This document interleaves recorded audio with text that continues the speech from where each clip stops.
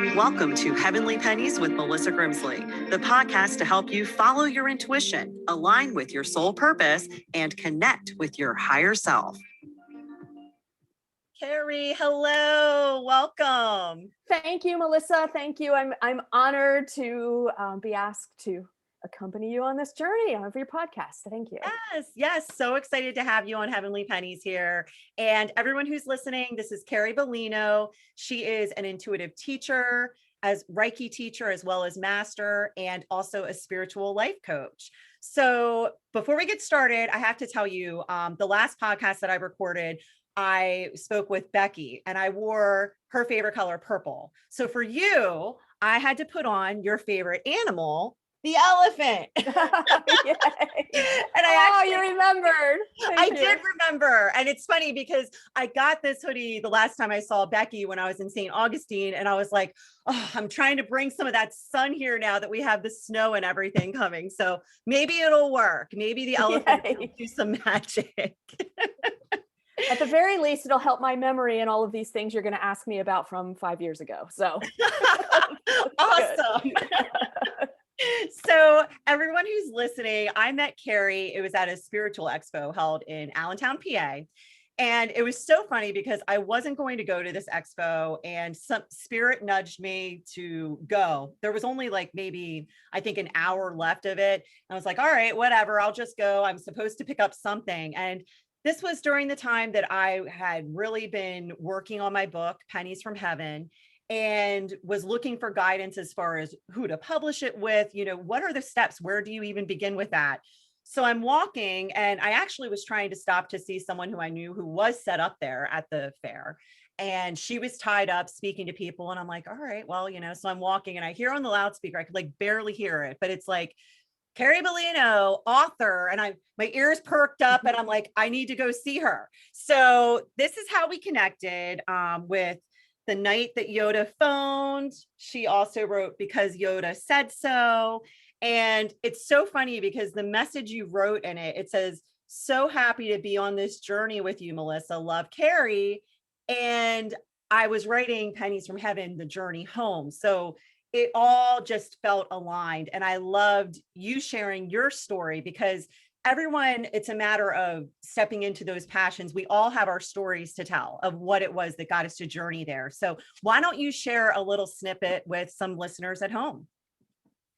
Well, my Reiki journey began as most people's awakening journeys begin with themselves. And I was on a quest to heal anxiety. And that was back in 1997. And I started having Reiki done because I felt better.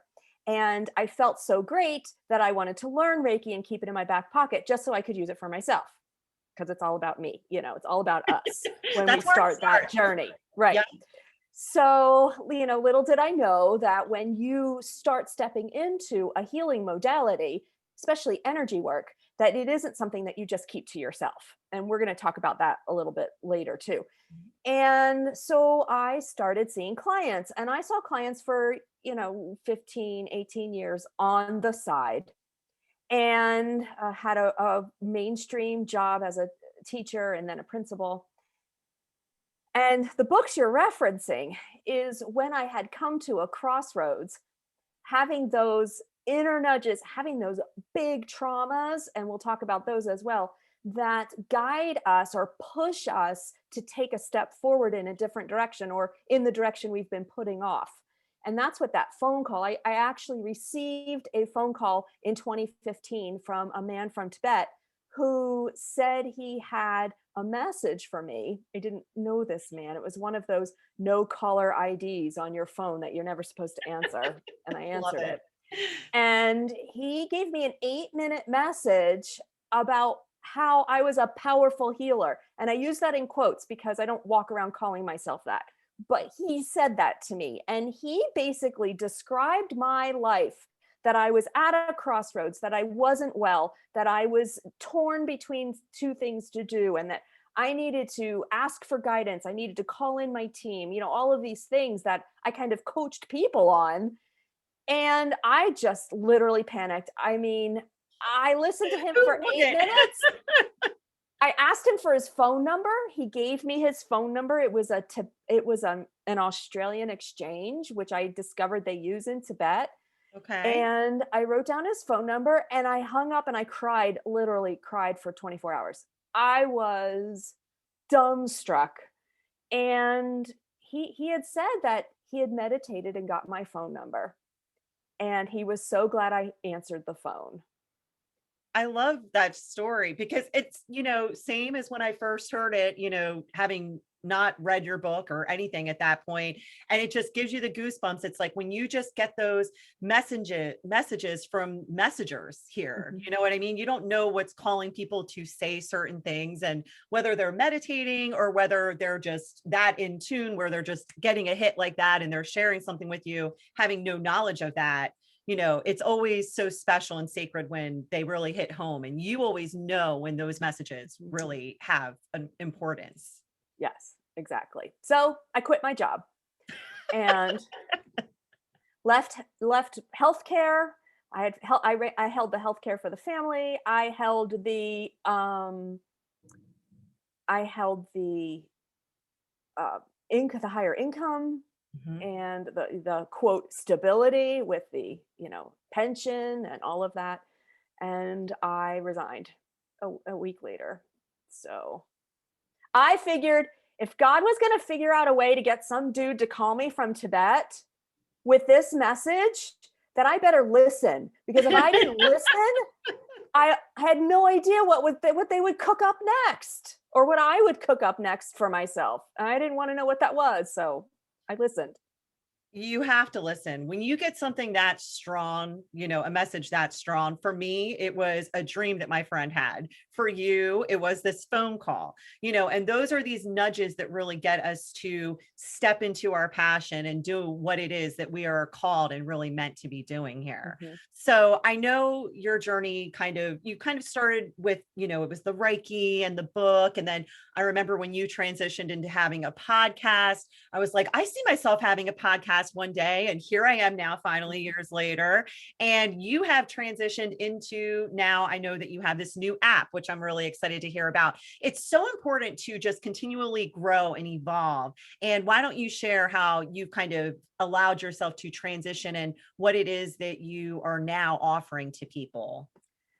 Well, it was sort of another phone call. I received one of those emails from an app developer who said, "Hey, I found you on Facebook and I have this idea of developing a coaching app and for you, and call me." And, do you Hmm. ever call? Nobody calls, right? And I was like, well, this kind of feels like my phone call from Yoda. Maybe I should just call the guy and see what. And he was in my state.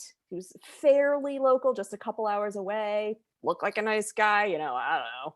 I wasn't going to meet him. So, it wasn't like I was going to be alone with him in some strange room. Right. And I took the call, and his vision for getting my messages out aligned so completely with what I was doing Mm. that it happened really quickly. And what it is over the last 23 years of seeing clients and listening and my own personal experiences, I've come up with these guidance. I call them truths, but everybody has their own set of truths. They're my set of truths, but Mhm. they're more universal because I've seen them 10, 15, 20, 100 times with different people and situations and other authors and all of that. So they just resonate as a truth for me. And so I've recorded all of these. I have hours and hours of guidance around fear and trauma and joy and life purpose and soul families and following your intuition and all of those kinds of things to help people in the emotional moments, and then also with just awakening enlightenment topics. It's called Empower, Connect, and Enlighten. And thanks for the plug. It's on Google and Apple.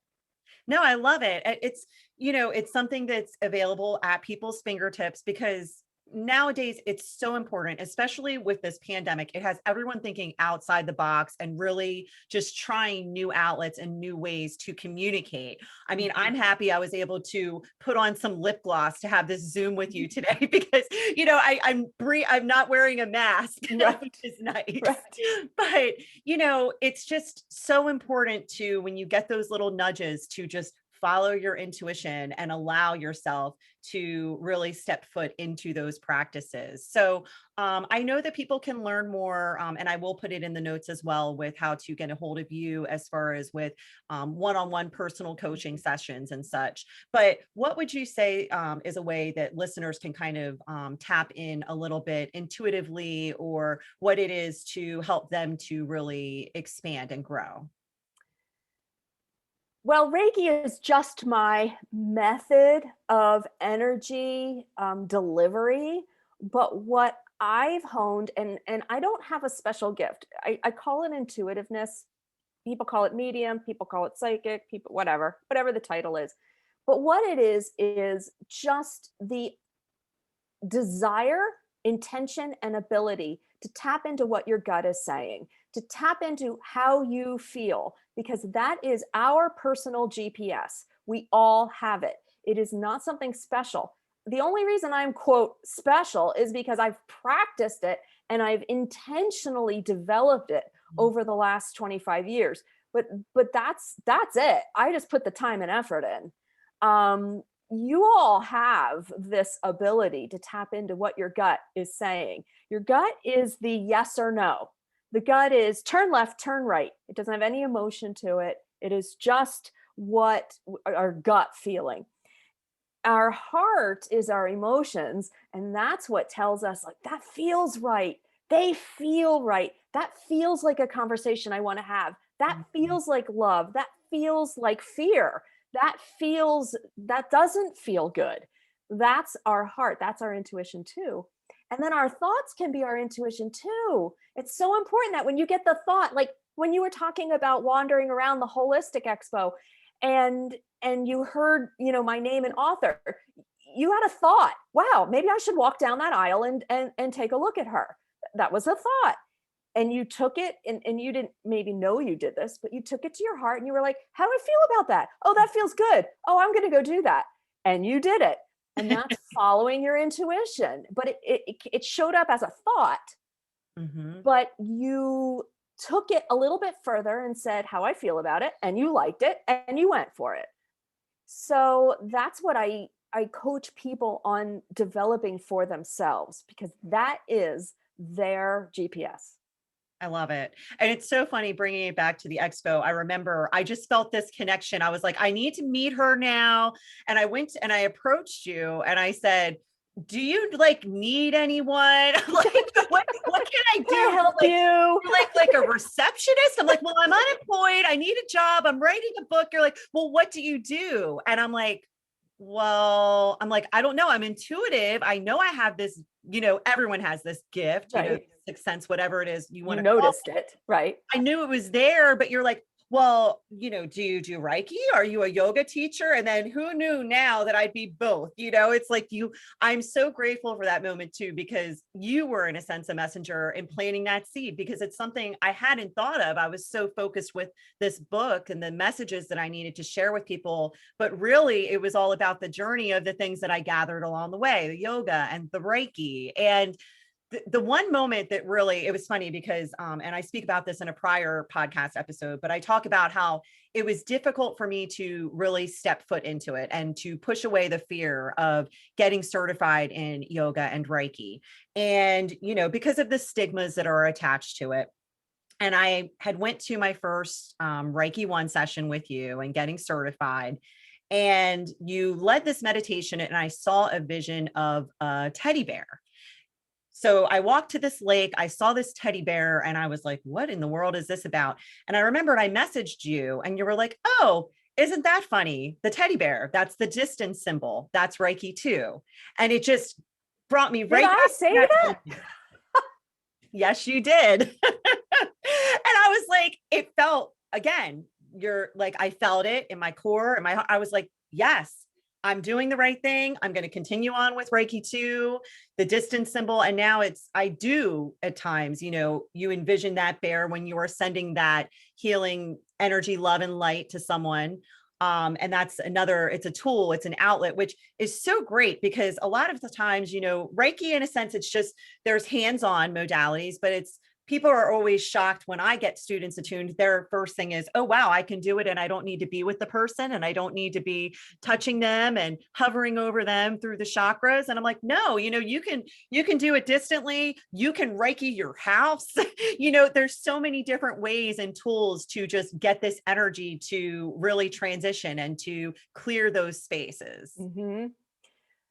Well, just to clarify, you're pulling in a memory from 5 or 6 or 7 years ago, and I have no idea. But I suspect it's because when I learned Reiki, we were taught to use a teddy bear as a proxy. So if you're doing a distance session, to lay a stuffed animal or something in front of you, and then you can do the hand placements, and it's less imagination. So I have a feeling there was some kind of connection with the proxy and the teddy bear, because I don't want everybody to be like, oh, I don't have a teddy bear in my house. That means I'm not supposed to, whatever. Right. So right. I It's think just, that's again, probably it's the connection. Right. Absolutely. And it was, to me, it wasn't even a sense of, I have a teddy bear when I'm sending people distance energy. That was, to me, the message of, okay, I'm doing the right thing. Right. I'm venturing forward with Reiki 2. And it was funny because I remember, it's always important to intuitively go with what you initially are feeling when you get these hits, right? Mm-hmm. But after the fact, I was like, I heard from spirit, Google teddy bear, and it was kind of in the moment that you said that. And I Googled teddy bear and Reiki, and I was like, okay, there it is. You know what I mean? Okay. It made sense. It all clicked and it all connected. So yeah, thanks for that too. See, I'm putting all the secrets out now. I was going to wait till the book came out for you to hear about it, but now I guess I'm just announcing it in the podcast. Another hit that I got from spirit, I was actually going to go edit my book one morning and I heard podcast first. So I was like, well, all right, I'm going to. Right. So, what I know that you mentioned to me prior to us setting up this Zoom that you have a practice that people can do at home, and it's something that you offer to your clients when you're doing coaching. If you don't mind sharing that. No, not at all. So I don't want people to be scared of the title spiritual life coach, because to me, what it means is a balancing of mental, physical, emotional, and spiritual selves, and into this wonderful human that we are. So I don't want, you had talked a little minute ago about the myths or the, I can't remember the word you used, but the stigmas. Yeah. And so when you say the word spiritual, people are like, oh, are we going to pray? Exactly. Are we going to, dance around with a, Wiccan wand or like whatever? No, it just means, for me, it means something different to everybody. But for me, it is the melding, the understanding, the integration of the mental, physical, spiritual, and emotional self. So that's why I call myself a spiritual life coach. And one thing that I do in my life coaching practice is to make sure people create what I call a toolbox. And what it is a list, physical or just a paper list of things that they can use to shift a lower vibrational emotion. So I don't see anything as negative and positive. I don't see anything as good or bad. I don't see anything as judgments. I see emotions as vibrations, and some are low vibrating emotions and some are high vibrating emotions. And the high ones feel great and the low ones do not feel so great. And the toolbox is designed to shift or replace the lower vibrating emotions. I want you to feel the lower vibrations. They mean something. If you are feeling angry or frustrated or sad, those are great indicators that you may not be with the right people or in the right job or in the right space. And that's okay. You need to feel that so that you are alerted as to what should shift. But staying in that after you reflect and get the alert, that's when it can start to take a toll on our body. So I ask people to create a toolbox of things that bring them joy.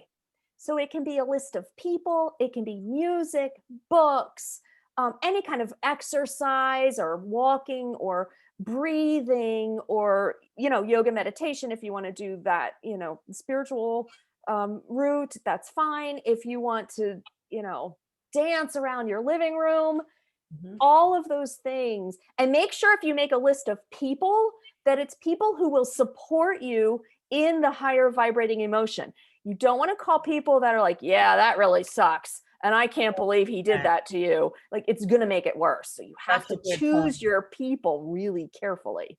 It's so true. It is so true. And that's such a very common theme, even in a work environment, when you're raising the vibration and there's team morale and everyone's up, you're in a much greater state than when there's the constant negativity and the Mhm. complaining. And, that's one thing that, with this, my own personal shift has helped me in so much is that, you shift that energy into something that's a little bit more positive, even if it's out of a negative situation. And that's how you can really move through it and grow. It's the replacement. Mhm. So that's what I encourage everybody to do. So if you don't have a toolbox, you want to make the toolbox when you feel great. You Mm, don't want to be desperate, because you won't find the things you love when you're desperate. You want to do it when you feel great. So create the playlist, or get the phone, the phone numbers, or however you call people. Um, you want to get the book, like put it by your bedside, even if you don't start it, whatever it is, get them ready, so that when you come home from work feeling sad or frustrated, you can go right to something in your toolbox. I love it. I love it. The joyful toolbox. That's Yeah, great. I'm going to use that. So super, take it. yeah, absolutely.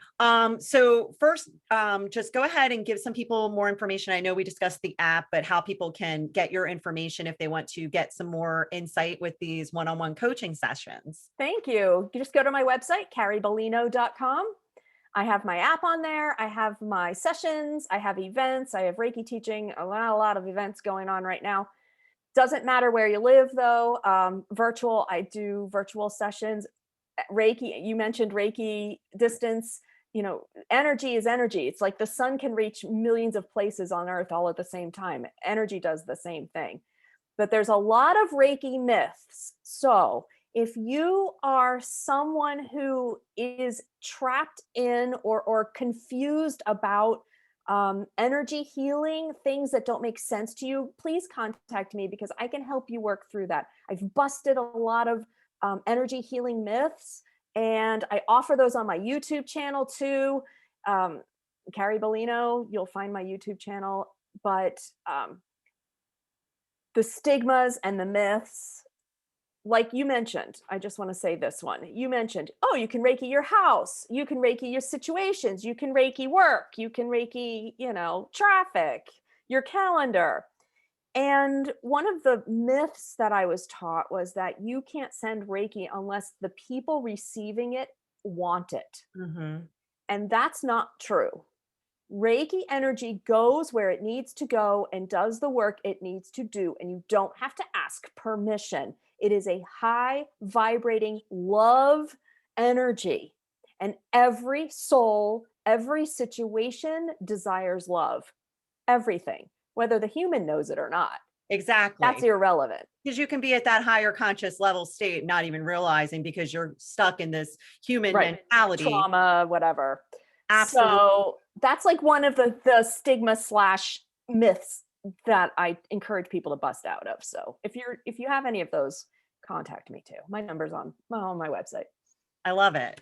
Awesome. Awesome. Okay. So I also pulled a card because pulling cards from this deck bring me joy. So it's Yay. a toolbox. So my Spirit Psalm Tarot deck, which is so funny because look, the elephant on Oh, it of as well. course. So there we go. Oh, that gave me the chills. I know. So it's by Pauline Cassidy. So I pulled this card. I was like, okay, what, is for this podcast that we're recording here, or Zoom, whatever, wherever you're watching and listening to it. And I love that I pulled the love card, and it's a Oh, yes. So The love wolf card, it says choice and trust. The fiercely loyal wolf walks through his life with confidence and endurance. He brings faith and intuition to all forms of love, communicative and affectionate. Wolf trusts in the power of love in bonds of companionship. His primal howl is an expression of living life with passion and the desire for connection. He finds strength and unity while also maintaining his independence. Wolf lends his discipline and harmony in relationship building and decision making. He urges you to sing the song of your heart's essence, tune into your inner voice for guidance, though this will access through this, you will access the wisdom needed by making the right best choices. And I love that. It was so funny because I literally opened up to your second book and it says, live in love and follow your intuition. And that's what that whole thing was about. And the wolf is one of my spirit animals. Yay. So that's why too. Of course. I knew when you saw the wolf, I'm like, wait, there's something with the wolf too. Yeah. Awesome. So one thing I want to close out on my podcast with is just to offer some, inspirations, maybe something might spark with, or someone might spark up with someone who's listening here. So if you have a favorite book or author, a spiritual teacher, or just an overall influencer, as well as a musician or singer, do you have anyone you'd like to share? Well, I have really fallen away from self-help books because and that would be the spiritual teacher books, because my focus on coaching is to allow and empower everybody to just step into what they believe, step into what they feel. And it doesn't matter whether I do it or not, or you do it. It just, or the, Wayne Dyers of the world say, it's the way you're supposed to do it. If the book brings you joy, if the music brings you joy, it's yours. So don't feel guilty if you just want to read a rom-com or, whatever, a beach story. If it brings you joy, then it's yours. So I encourage you to dig down and reflect on what is your joy, what genre of music. Of course, in my book, you'll see that Bowie has a certain affinity with me. Yes. But so, there are some musicians and songs that are very pertinent to my journey that I know when I hear them, that they're a guidance, they're a message. But it's kind of what I'm in the mood for. So I encourage everybody to dig down and find what they love. I love that. Very good tip and advice there. So I know I personally don't have time to really read books, but one thing I do like to do is I will just, if I have a book, I'll maybe just open it to a random page and then, Spirit will send me a message that way. So that's one way that I like to kind of do that. But yeah, thanks for sharing that. I know David Bowie always makes me think of you too, because I remember we had the one session in the morning and we were listening to, I don't remember what song it was. Oh, them and U2. I remember U2 makes me think of you. Yes, yep. That's another one. So good stuff. Well, thanks so much, Carrie. So happy to have you on. And maybe I'll be seeing you again here in the future. Yay. I love it. And please reach out if you have any questions. My job is to make sure people are not suffering any more needlessly than they have to. So it's a good mission. Reach out. Yay. Thanks, Love Carrie. you. You're welcome. Love you. Love you too.